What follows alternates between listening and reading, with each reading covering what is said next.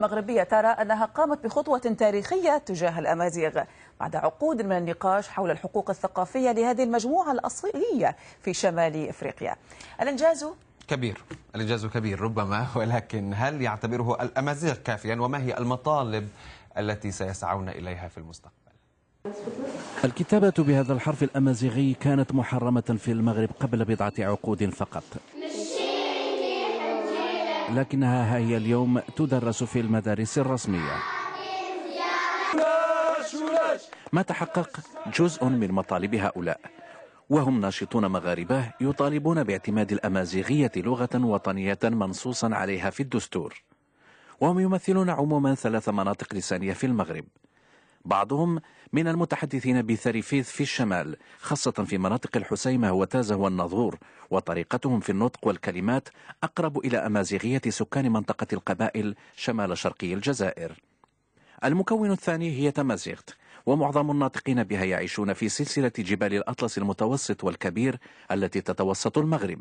أما المكون اللساني الثالث فهي تشلحيت، وينتشر استخدامها في منطقة سوس والصحراء جنوبي المغرب، وهي تشترك الكثير من الألفاظ ومخارج الحروف مع تمشقت لغة الطوارق في الصحراء الكبرى.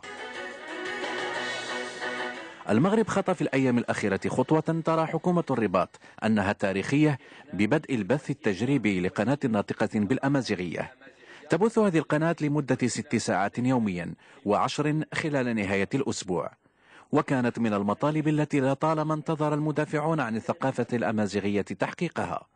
الشارع المغربي يبدو متفائلا إزاء هذا المولود الإعلامي الجديد. إطلاق أول قناة أمازيغية بالمغرب هي فرصة لتأكيد أن المغرب له هويتين، هوية عربية وهوية أمازيغية.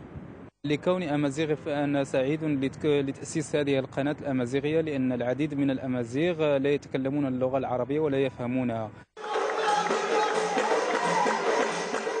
هذه واحدة من الرقصات الشعبية الأمازيغية في جبال الأطلس، وبالرغم من افتخار المسؤولين بهذا النوع من الأهازيج، فإن نشطاء أمازيغا يقولون إن المسؤولين يستغلون هذا التراث للاتجار السياحي فيه، ويخشون من أن يكون التلفزيون الجديد أداة أخرى تفرغ فيها الثقافة الأمازيغية مما يرون أنه محتوى حضاري حقيقي.